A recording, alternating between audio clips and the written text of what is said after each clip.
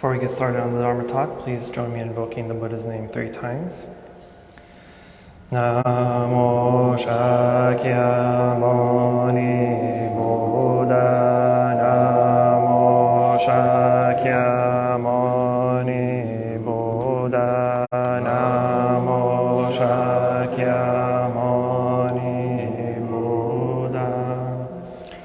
Dearest Venerable Teacher, dear Sangha, good afternoon. Alrighty, if you were here last week when I started the discussion on dependent origination. So if you were here and utterly confused, I did that purposely. So today I'm going to continue on this topic, which is a very big topic, honestly. It's the topic, actually, in Buddhism. It is what caused the Buddha to attain enlightenment. That's full moon night under the Bodhi tree, so it's pretty important topic to know. I had to create a whole new notebook just to dumb it down a little bit. So I have an entire one dedicated to just this teaching, because it's like I said, it's a pretty big topic. And so I'm going to take however long it'll take me to go through this. I will try my best to do a little bit better of an explanation this week than I did last week. But I did spend all week meditating on this, trying to figure out how exactly I want to teach this, right? If I oversimplify it, then it's going to give you the impression that it's not that of an important topic. But if I overcomplicate it, then you're going to like, that's too complicated for me. I don't want it after all. So I have to find that middle way, right? So I'm going to do my best to work on doing that.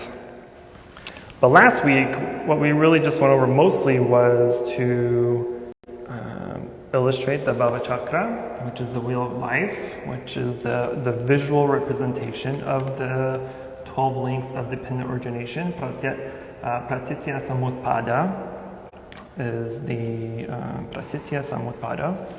the Sanskrit name for the dependent origination. So just to quickly go over, because I'm going to remove this picture, but just to quickly remind everyone what the representation is, we have the Bhava Chakra, which is the wheel of life, represents the 12 links of dependent origination. Do you move it a little? Or you can move over here. Just kidding.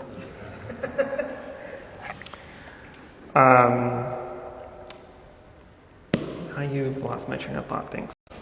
Bhava Chakra, the wheel of life, right, that represents the visualization of the 12 links.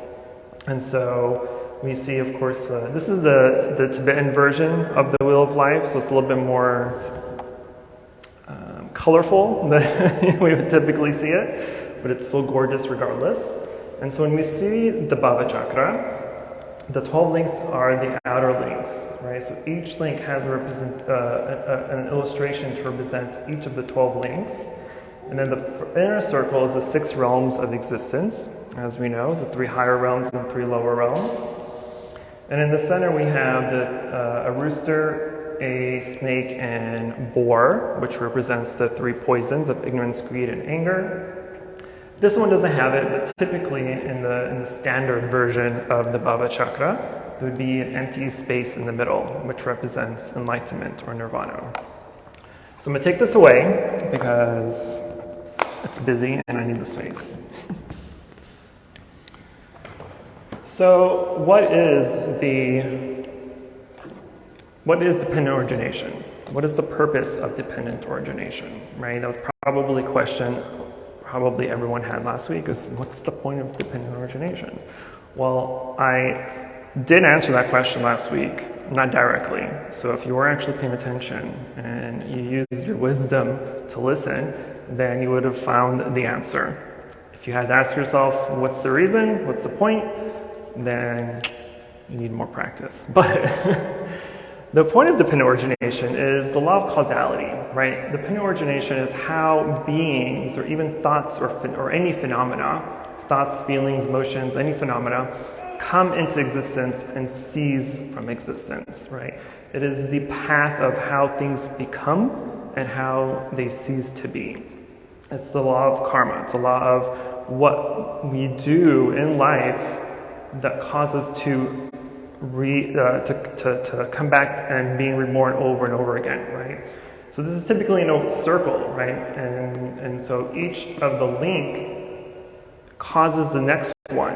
So ignorance causes volition, volition causes consciousness, consciousness causes name and form, and so on. And unless the links or the chain is broken, then you're going to continue on to the circle, life after life after life, until you're able to escape it. So from just dependent origination, there's a lot of other teachings that are important to know as well. So we have the Four Noble Truths, right? Oops. We have that life is suffering. We have the reason of why we suffer. The cause, I guess it's the same thing. The way out.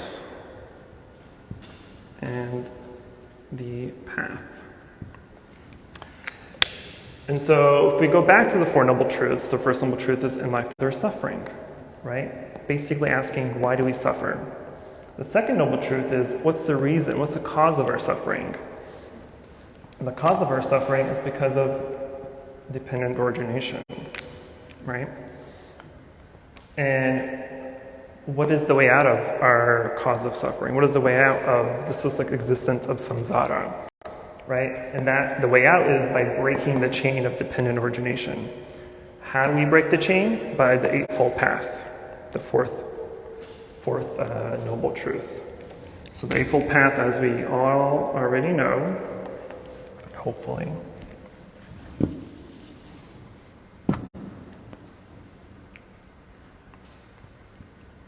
Review.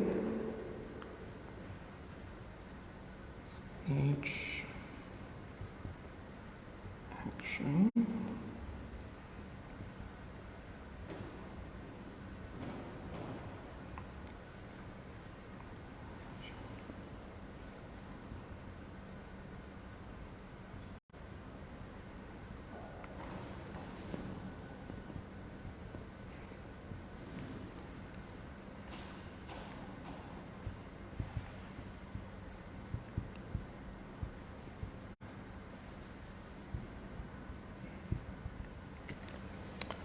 So the Eightfold Path, as we all should already know, is right view, speech, action, attention, livelihood, effort, mindfulness, and concentration.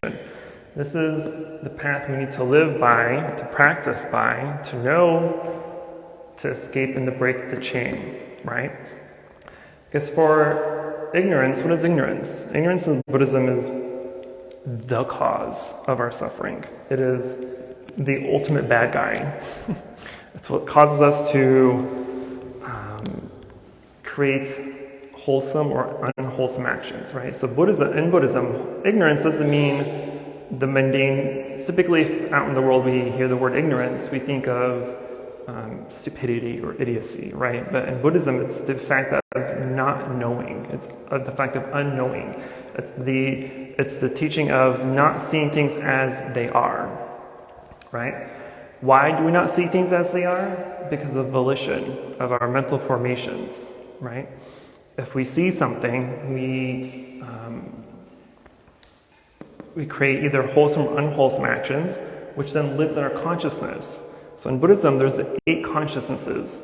The first 6 are our senses, eye, ears, nose, tongue, mouth, touch, and mind. The 7th consciousness is the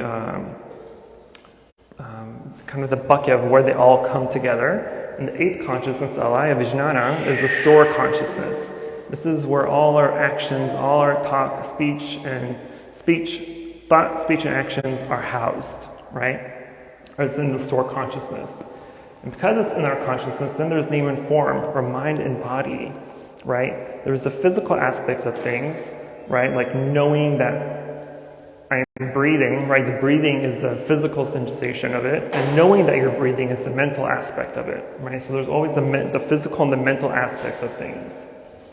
And because there's physical and mental, there's also the six senses, right? You hear, you smell, you see, you smell, you taste, you hear, and you know.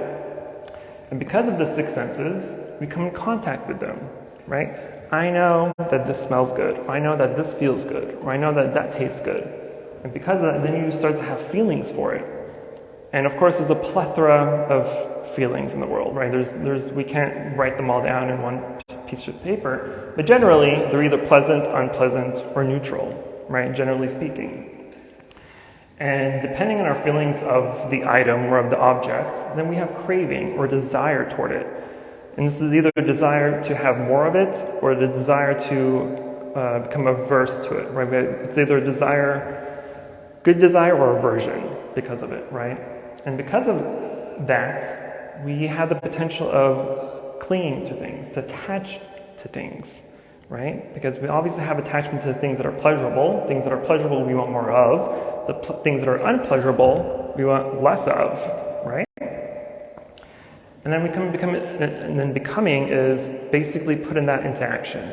I want cake, so you go and buy cake, right? Or you don't want to talk to someone, so you walk away.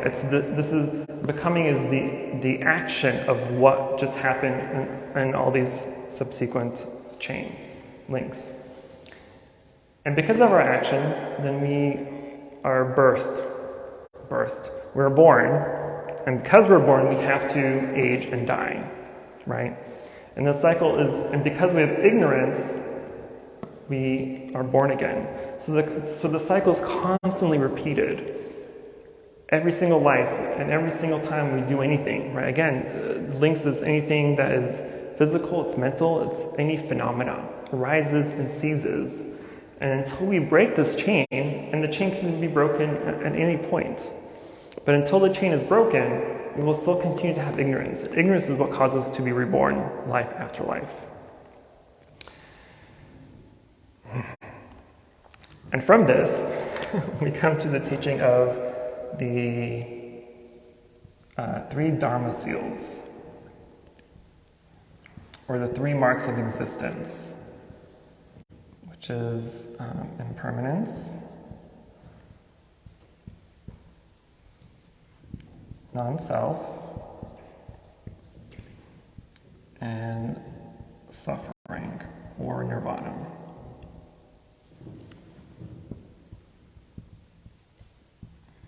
Traditionally, it's impermanence, non-self, and suffering, historically, but in Mahayana thought, we changed the suffering to nirvana, because you can't have nirvana without suffering. You have to know suffering in order to know what is not suffering, right? And so, for the most part, they are one and the same. And so it's by using the three Dharma seals, by practicing it, by contemplating and using insight meditation to penetrate the three marks of existence in order to break this chain, right? Because why is this chain even here? Why does life continue on why do we suffer in life, right? It's because we fail to recognize that things are impermanent, right? All the things that we love in life, we want more of. We want to hang on to things forever. We want to hang on to our loved ones forever. We want to hang on to our cars, our houses, our possessions, our fame and fortune and reputation. All of these we want to hang on to. But because of that causes this idea of non-self in Buddhism, right? We have this egotistic view of life. Everything's about me and mine and all that, right? And because of that, we start to suffer because our ego gets in the way. Our ego is always trying to defend itself, right? Which is why we get hostile when someone offends us or someone yells at us or tries to attack us or whatever. We get hostile and we try to defend ourselves because our ego's like, hey, no. Who do you think they are? You're better than that. They're not what they're calling you, right? They're calling you names or they're offending you, whatever. And your mind's like, oh, hell no, I don't think so. Let's defend myself. Let's defend what I believe I am, right? And try to change their mind.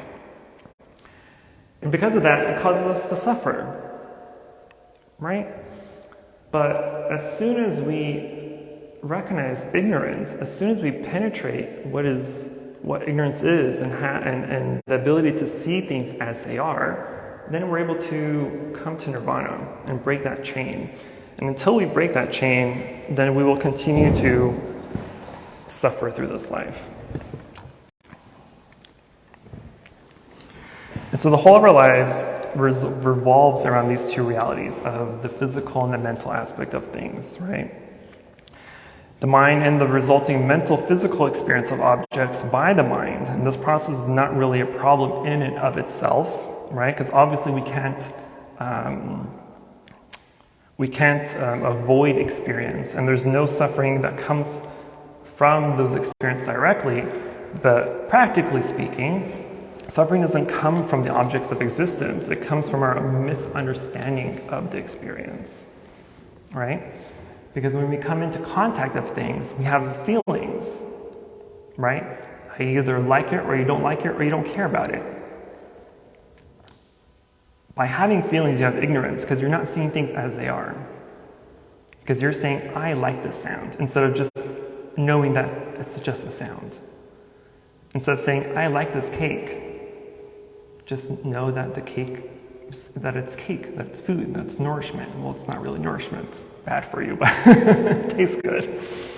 And so when we're able to cut off feelings, right, and for the most part, that's the easiest link to sever, right? Because it's the most impactful in our lives. We go throughout the day doing things that we like and avoiding things we don't like.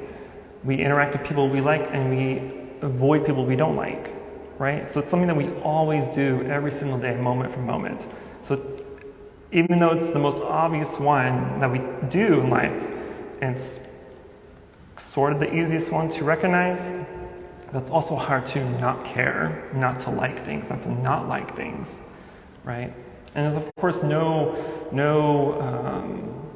nothing wrong with liking or disliking. It's the attachment you have toward the liking and the disliking. It's saying that I don't like this person for whatever reason, for instance. Why don't you like this person, right? And this goes back to my why meditation. This is exactly the why meditation. Why? Why do you not like this person? Because of your ignorance. Why? What did they do? They made a bad first impression, or they said something I didn't like, or they did something I didn't approve of, or they think a certain way that I don't agree with, right? There's a list of things. But if we're able to take away move away from the focus of I don't like them, and just know that they are a person, that they're doing their job, that they're living their life, and just leave it as is, then you're cleaning up that mirror of ignorance, and you're seeing things as they really are, that they're just a person. It's a thing that they did to insult you or not agree with, whatever. It's just an aspect of life. There's no harm, there's no suffering in the action that they did. It's how you feel about it that's suffering, right? If someone argues with you and calls you names, did the names actually do anything? Did the names jump out of their mouth and physically attack you? No. It's your ignorance that allowed those words to hurt you. It's your ignorance that allowed those words to agree with what they're saying versus thinking, cool, that's nice, whatever. Call me names all you want, it doesn't offend me. How easy would that be if we just let things be? But we don't. Why? Because we have an ego trying to defend ourselves. I told you, I think it was during the retreat we had a couple of weeks ago, about what to do in the moments of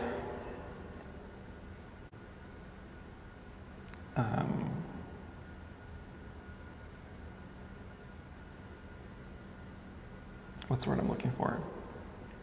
When someone insults you, what to do in those situations. I perfected the practice of not being insulted. Why? How? Easy. Ask yourself this question. Someone insults you. Is what they're saying true? Yes or no? No, it's not true. Okay, why are you offended? Is what they're saying true? Yes or no? Yes, it's true. Why are you offended? So ask yourself that. Next time someone calls you names or offends you, ask yourself, is what they're saying true? Yes or no? Because if it's true, it's true. What they're saying is true about you. Who cares? If it's not true, it's not true. You know it's not true. Who cares? Why are you offended? Stupidity. And so if we're able to see in that way, that's our first step into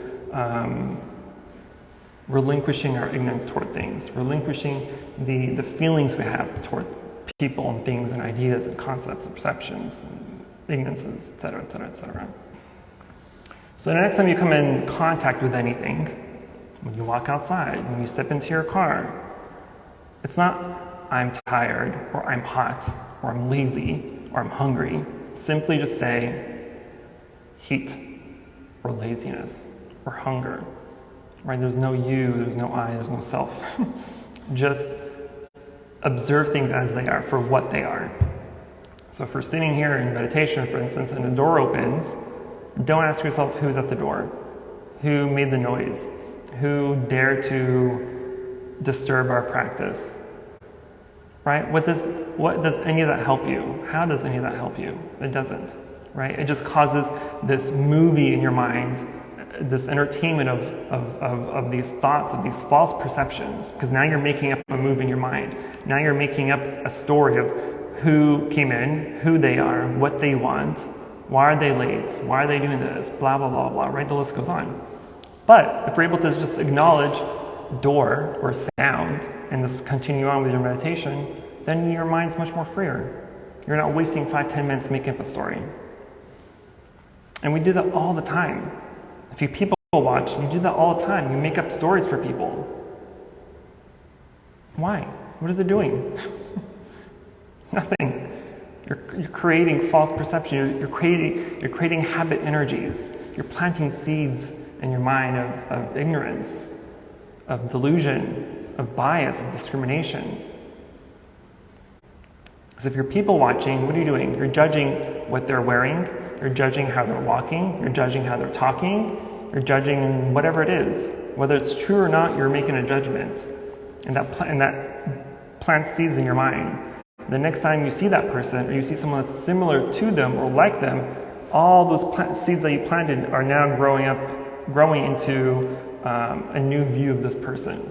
So when you see a certain race of people or type of people, right? The next time you see them or see people like them, you automatically have all these ideas and thoughts and perceptions of this people group, whether it's true or not. And we want to avoid doing that. We want to get out of that habit of judgment and having feelings. If you can cut off the feelings, then you can cut off the craving and the attachment, the desire for things. Because now you're able to see simply things as they are. There is a sutra called the Bahiya Sutra. Bahiya is one of the Buddhist disciples who was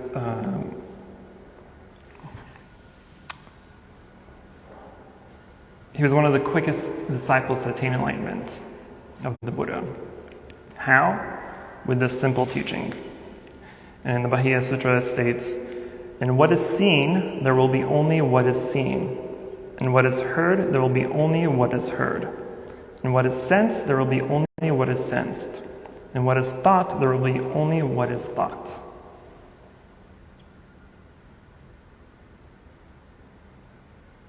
What does that mean? What is seen will only be what is seen, there will be only what is seen. I see bowl, that's it. Just a bowl. Not, I like this bowl. The bowl is too small. The bowl is too big. I wish it was bronze. I wish it was gold. I wish it was silver. None of that. You see as it is. Bowl. And what is heard, there will be only what is heard. Going back to the sound. Door opens, door, sound. Not who it is, what do they want, where are they coming from, where are they going, none of that. And what is sensed, there will be only what is sensed. This is the feelings part of it. If you're hungry. Not, what am I going to eat? What do I have at home? Do I have to go grocery shopping? Do I want to pick something up? Well, I feel like a hamburger or a steak today. It's Sunday. Tomorrow's 4th of July. It's barbecue. None of that. And what is thought, there will only be what is thought. And this concludes all the other aspects of this quote. To see things as they are. That's it. No storytelling, no making up things, no adding pleasantness or unpleasantness or neutrality to it. See things as they are. And by seeing things as they are, you're able to cut off the links. You're able to penetrate the Four Noble Truths. You're able to correctly practice the Eightfold Path, to see and deeply understand the three seals, the three marks of existence. That was a mouthful. But I hope that made more sense than what I went at last week, because I know last week was all over the place. So I'm going to stop there. Any questions, concerns, emotional outbursts?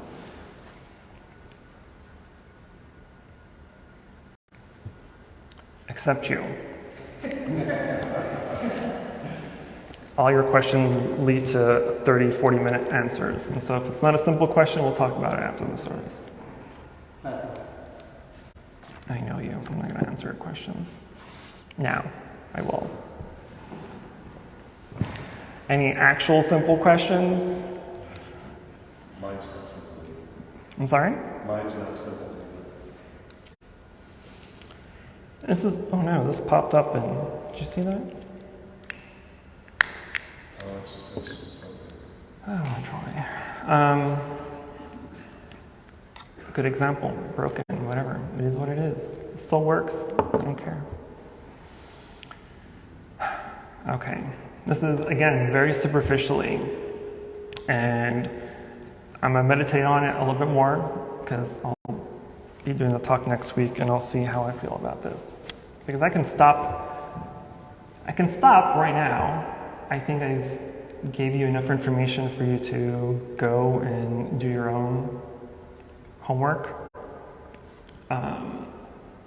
But I did intend to go into the links individually in more detail, so I may just do that for the next couple of sessions.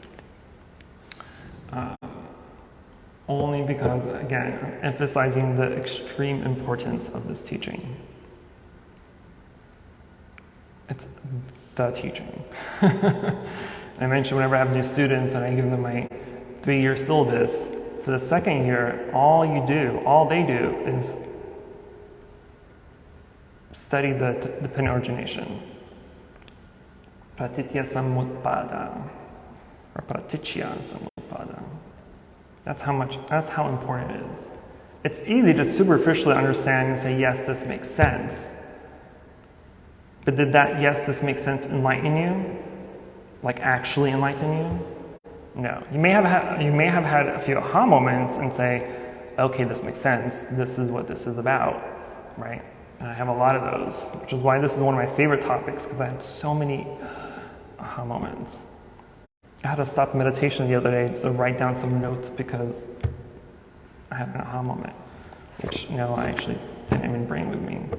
But the point of this is to recognize the three Dharma seals and see how the three Dharma seals apply to dependent origination, and how you can apply that into your practice of the Eightfold Path to penetrate, to deeply know, to realize the Four Noble Truths. And from there you're enlightened. Magic. You're a Buddha.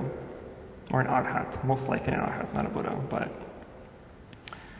because what time is it?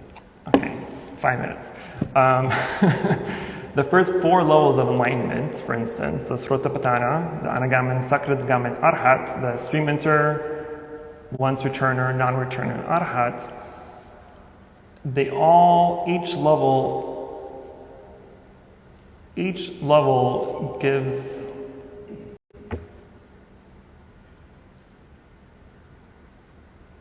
each level severs some of these links, severs the what we call the 10 fetters, right?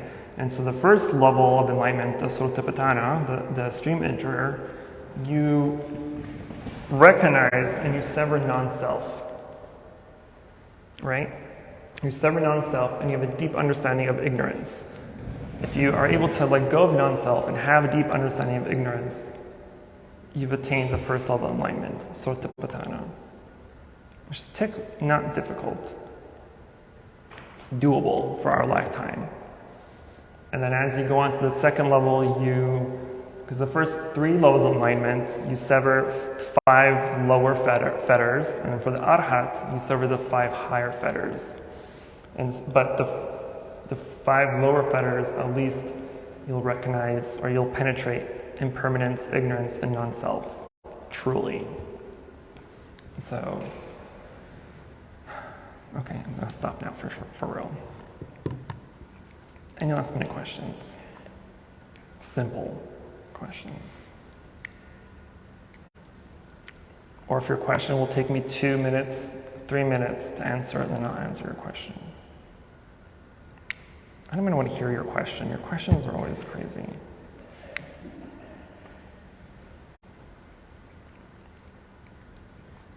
Okay. There's no questions, then we'll go to transfer the merit and do chanting. Namo Shakyamuni Buddha, Namo Shakyamuni Buddha, Namo Shakyamuni Buddha. For any positive karmic action we've accumulated here today, we wish to transfer the merit to all sentient beings and wish them full enlightenment. Do the general chanting today, page 7.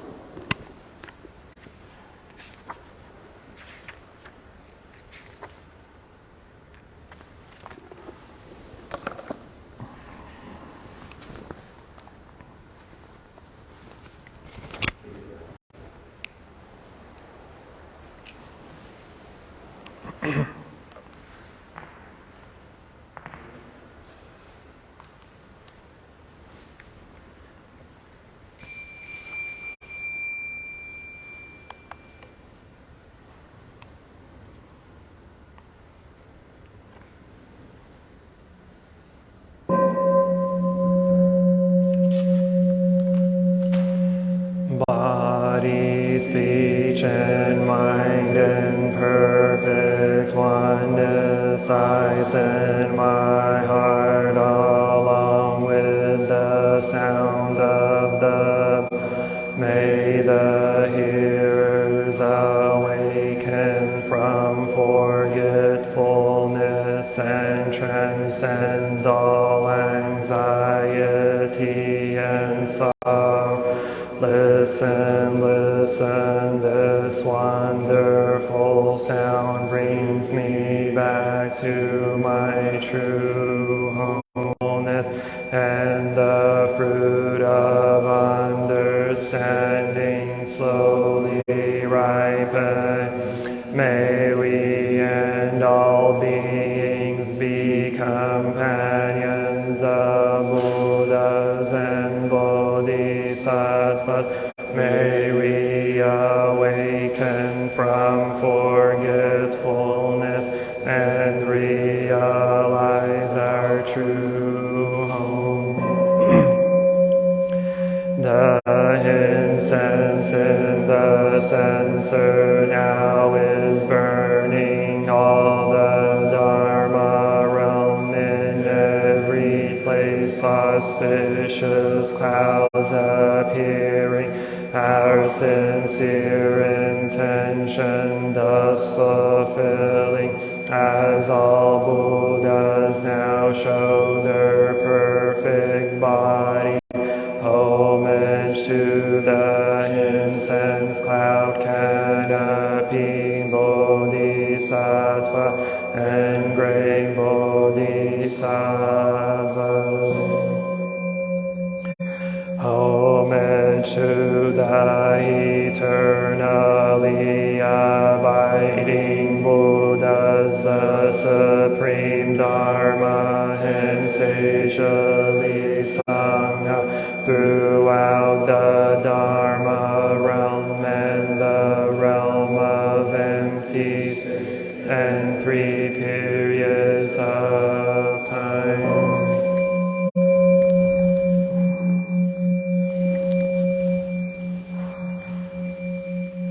Homage to the fundamental teacher Shakyamuni Buddha Maitreya, honored future Buddha Manjushri Bodhisattva, universal great conduct Bodhisattva, all Dharma guarding Deva Bodhisattva, and the glorious mountain assembly of Buddhas and Bodhisattvas.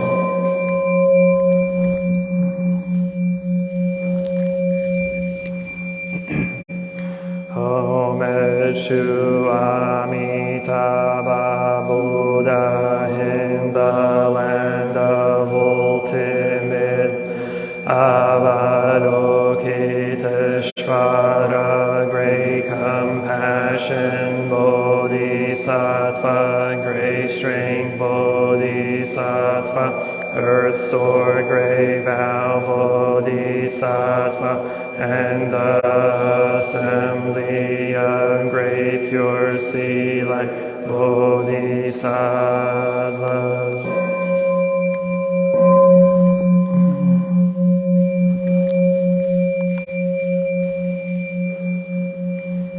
Please sit down.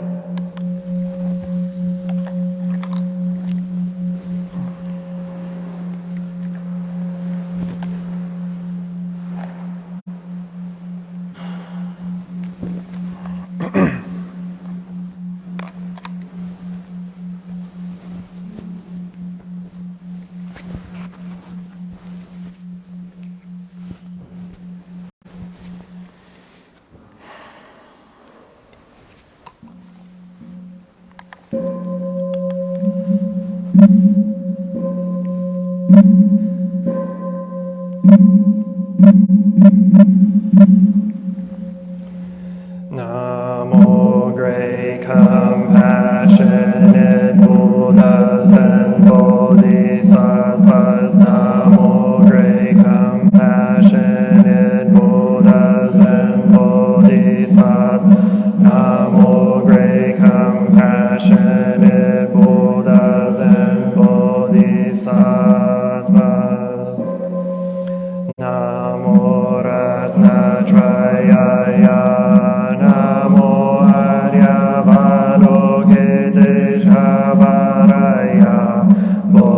Bodhisattvaya, Mahasattvaya, Mahakarunikaya, Om Sarvaravaye, Nadasya, Namosritva Himamarya, Varokiteshvara Ramdava, Namo Narakindi, Mahavas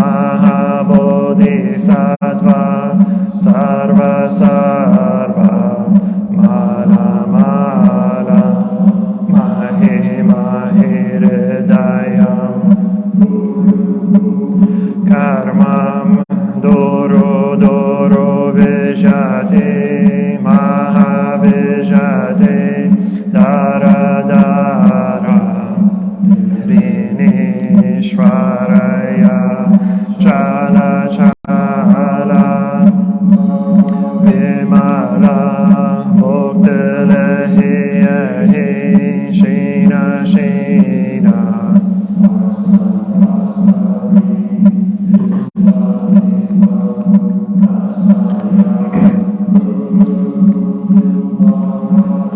Holo Holo Hri Sara Sara Siri Siri Soro Soro Bodhiya Bodhiya Bodhaya Bodhaya Narakindi Drishanina Vayamana Swaha Siddhaya Swaha Mahasiddhaya Swaha Siddhayoge Shvaraya Swaha Narakindi Swaha Maranara Swaha Sira Simha Mukaya Swaha Sarva Mahasiddhaya Swaha Chakra Siddhaya Swaha Padma Kastaya Swaha Narakindi Bhagadaya Swaha Mavari Sankaraya Swaha Namo Ratnatrayaya Namo Arya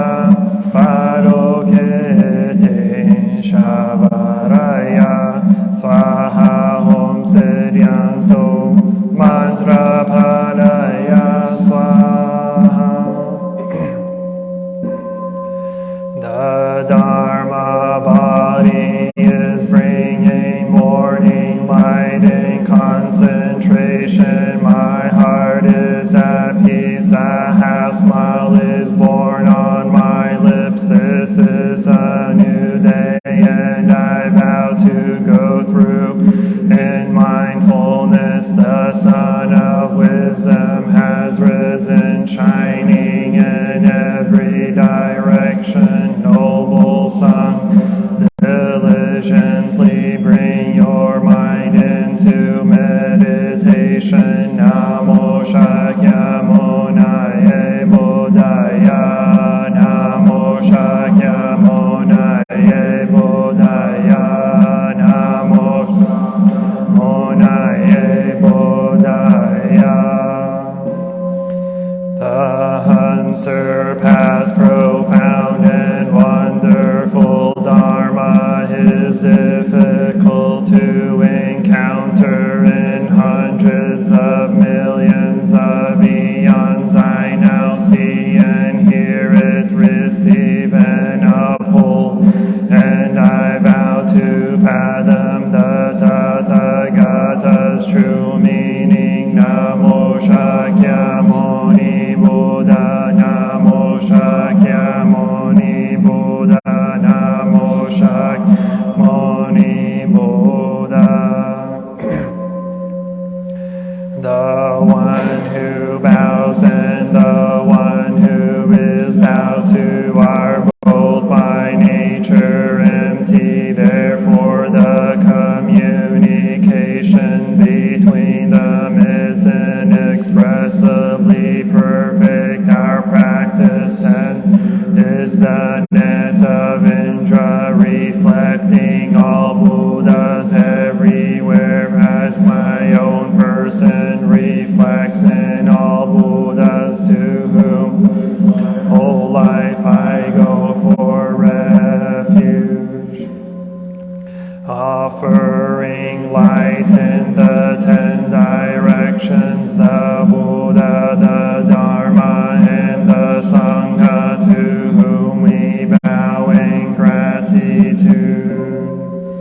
Teaching and living the way of awareness in the very midst of suffering and confusion. Shakyamuni Buddha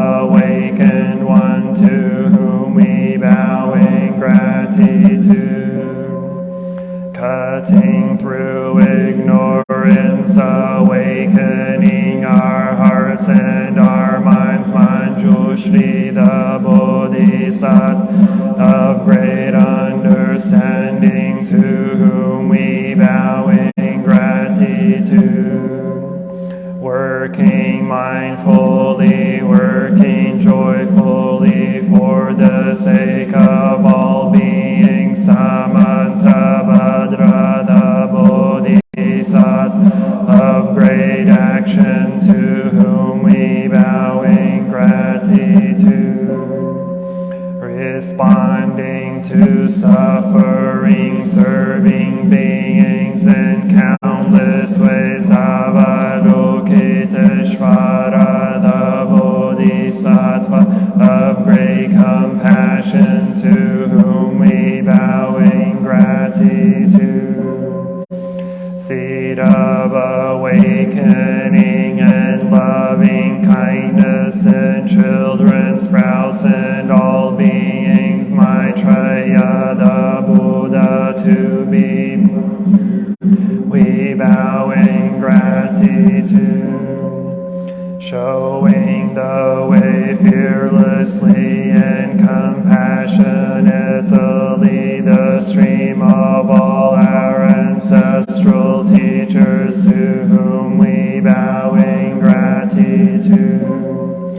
The Dharma is deep and lovely, we now see it and practice it. We vow to realize its true meaning. The Bodhisattva Avalokita, while moving in the discourse of Prajna Paramita, shed light on the five skandhas and found them equally empty. After this penetration, he overcame ill-being. The Sanshadipod form is emptiness, emptiness is form, form is not other than emptiness, emptiness is not other than.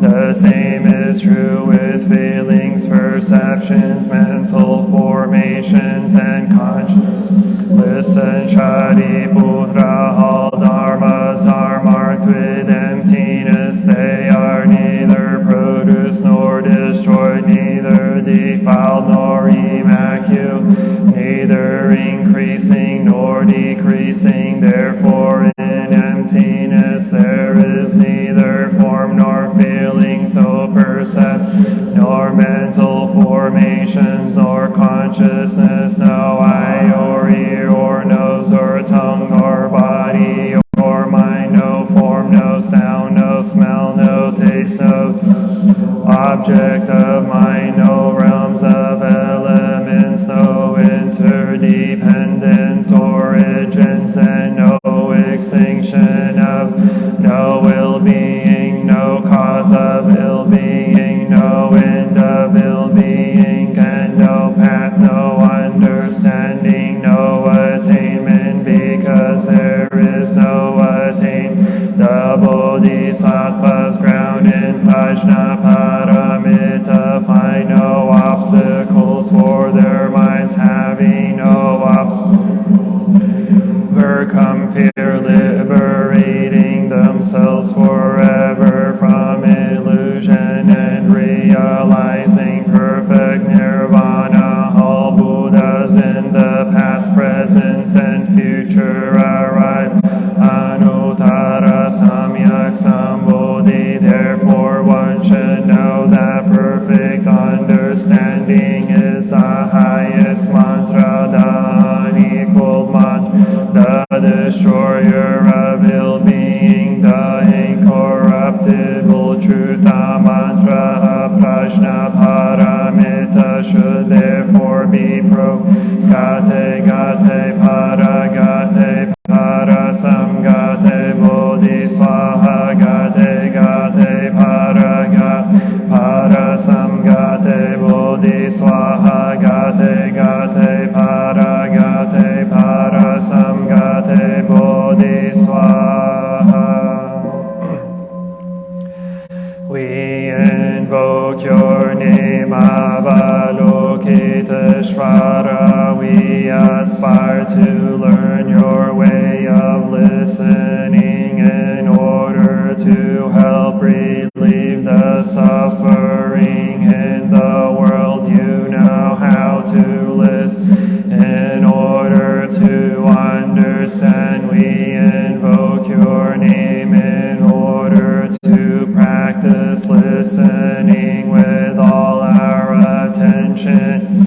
Open-heartedness, we will sit and listen without any prejudice. We will sit and listen without judging or reacting. We will sit and listen in order to understand. We will sit and listen so attentively that we will be able to hear what the other person is saying and also what is being left unsaid. We know that just by listening deeply we already alleviate a great deal of pain and suffering in the other person.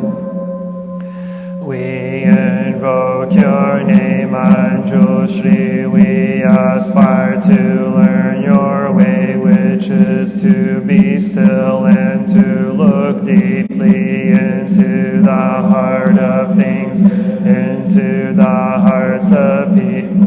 We will look with all our attention and open-heartedness. We will look with unprejudiced eyes. We will, without judging or reacting, we will look deeply so that we will be able to see and understand the roots of suffering through the impermanent and selfless nature of all that is. We will practice your way of using the sword of understanding to cut through the bonds of suffering, thus freeing ourselves and other species. We invoke your name, Samantabhadra. We aspire to practice your vow to act with the eyes and heart of compassion, to bring joy to one person in the morning and to ease the pain of one person in the afternoon. We know that the happiness own happiness, and we aspire to practice joy on the path of service. We know that every word, every look, every action, and every smile can bring happiness to all. We know that if we practice wholeheartedly, we ourselves may become an inexhaustible source of peace and joy for our loved ones and for all species.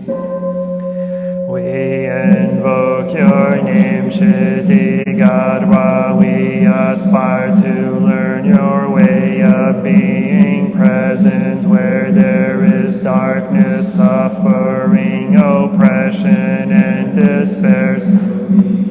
Bring light, hope, relief, and liberation to those places. We are determined not to forget about or abandon those in desperate situations. We will do our best to establish contact with those who can find of their suffering, those whose cries for help, justice, equality, and human rights are not being. We know that hell can be found in many places on earth. We will do our best not to contribute to create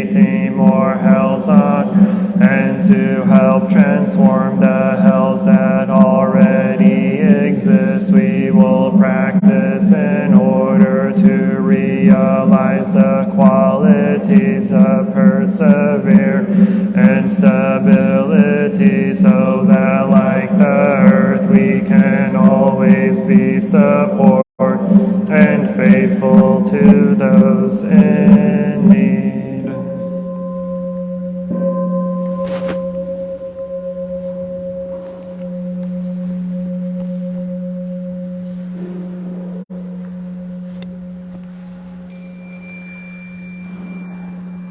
I take refuge in the Buddha, the one who shows me the way in this. I take refuge in the Dharma, the way of understanding and of love. I take refuge in the Sangha, the community that lives in harmony and awareness.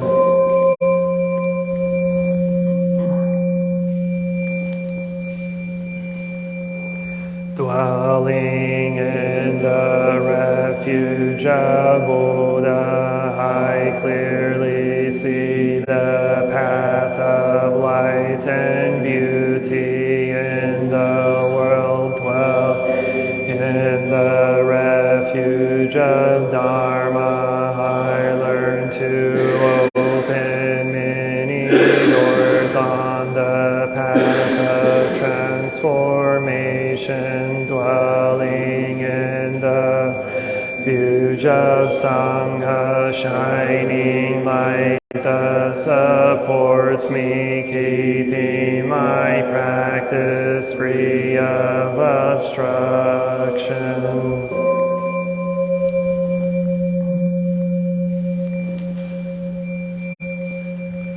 Taking refuge in the Buddha, in myself I aspire to full recognize their own awakened nature, realizing the mind of taking refuge in the Dharma. In myself I aspire to help all people fully master the ways of practice and walk together on the path of liberation. Taking refuge in the Sangha, in myself I aspire to help all people build fourfold community, to embrace all beings and support their transformation.